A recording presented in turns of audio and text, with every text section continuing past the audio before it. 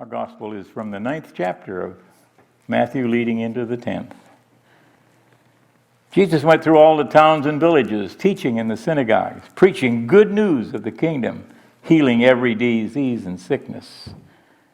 When he saw the crowds, he had compassion on them because they were harassed and helpless, like sheep lost without a shepherd. He said to his disciples, "The harvest is plentiful, but the workers are few. Ask the Lord of the harvest, therefore, to send out workers into his harvest field." He called his disciples and gave them authority to drive out evil spirits and heal every disease and sickness. They were the 12. These 12 Jesus sent out with the following instructions: do not go among the Gentiles or enter any town of the Samaritans. Go to the lost sheep of Israel. As you go, preach this message: the kingdom of heaven is near. Heal the sick, raise the dead, cleanse those who have leprosy, drive out demons.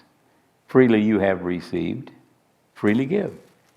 Do not take any gold or silver or copper in your belts, no bag for the journey, no extra jacket, no sandals or staff, for the worker is worth his keep. Whatever town or village you enter, search for some worthy person and stay at his house until you leave. As you enter the home, give it your greeting. If the home is deserving, let your peace rest on it. If it is not, let your peace return to you. If anyone will not welcome you or listen to your words, shake the dust off your feet and leave that home or that town. Verily I say this to you, it will be more bearable for Sodom and Gomorrah on the day of judgment than for the town who rejects me. The word from the Lord in the house of the Lord.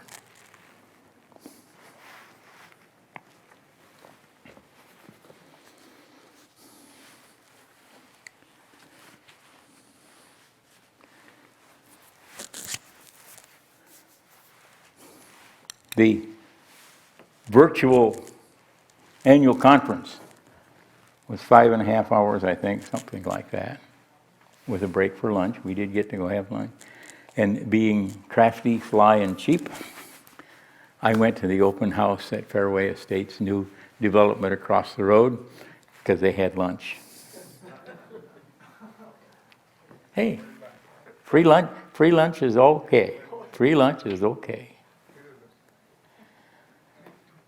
But we sat there, and the horrible part of that kind of an annual conference is that 95% of the value of the clergy session, 95% of the value probably of the laity session, and at least 98% of the value of the plenary session is that in that 3 days that we're normally there, we get to spend time to renew friendships and renew valued, heartfelt feelings for one another.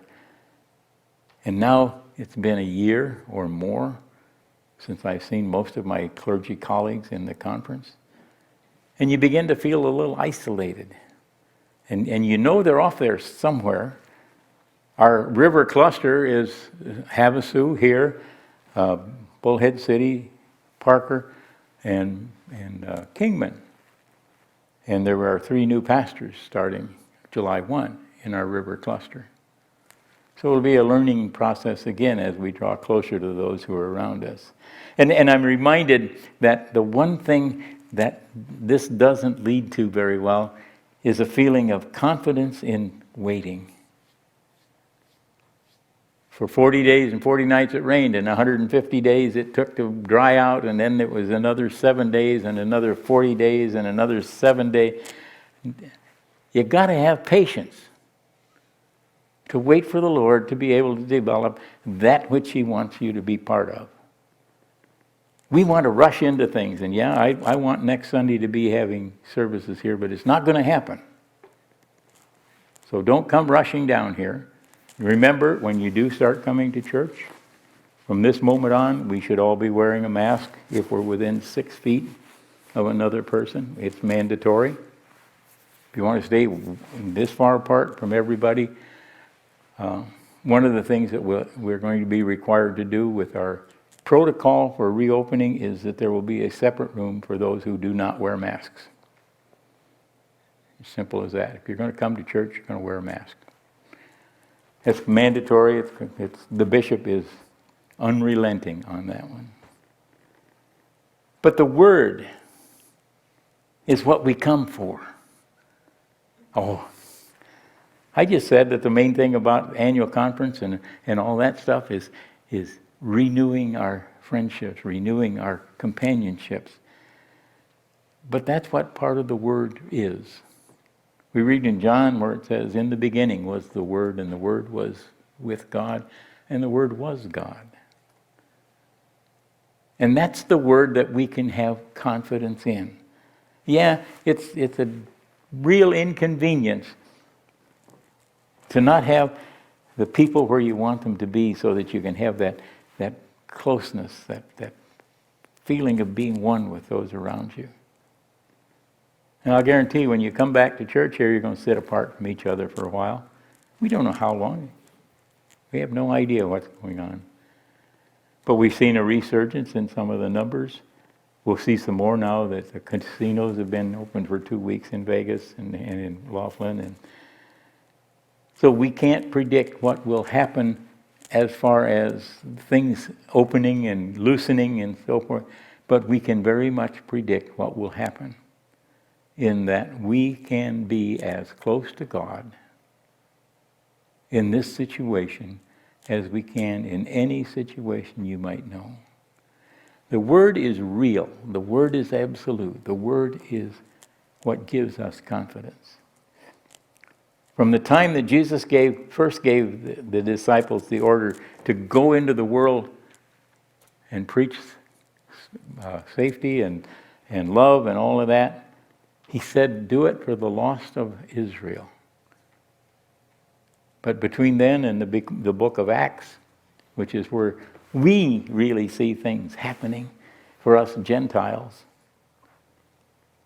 He brought that Spirit, that safety, that Word to the world. Not just to a chosen few, not just to one particular sect, not even to one particular religion now. But everyone has the Word. And it's ours if we have confidence in it. It's ours if we can bring ourselves to trust it.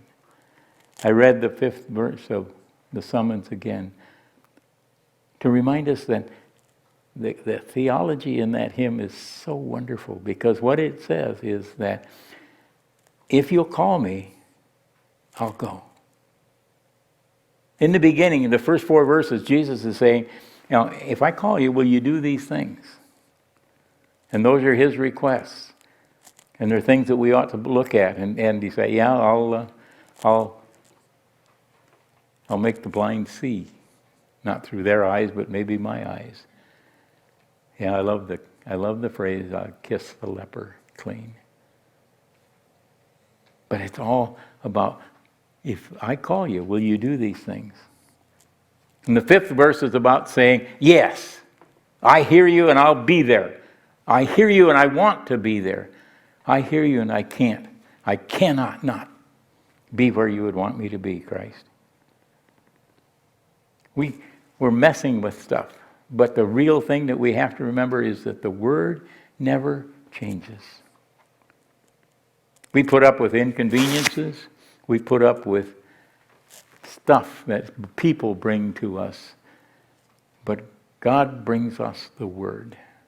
And we have to have confidence enough to be patient until it becomes clear to us exactly what the Word means in our situation.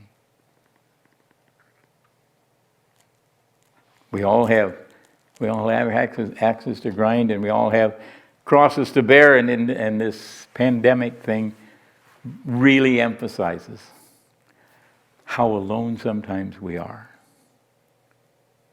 But even though we're not one with someone else here in our own little space, I don't mean in the church, but in my space, I'm never alone because God is always in my space.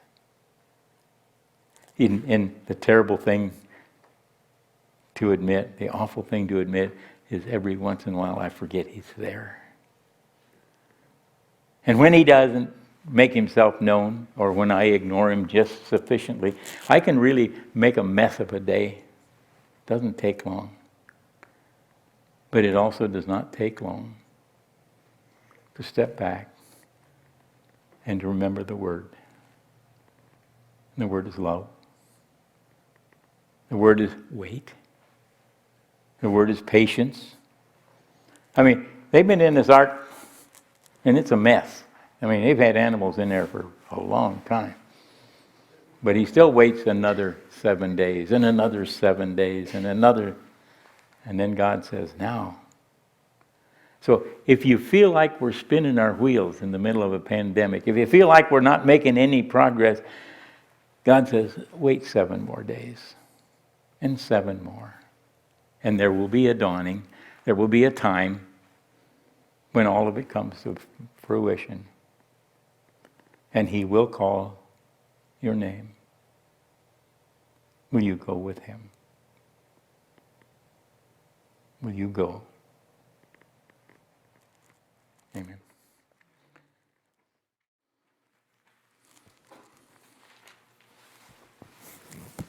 From the sanctuary of this place, I go into the world. I'm foolish not to protect myself with a mask, with patience, with the Word. For only the Word can bring me peace. So go with that peace. Trust. Have patience. Love.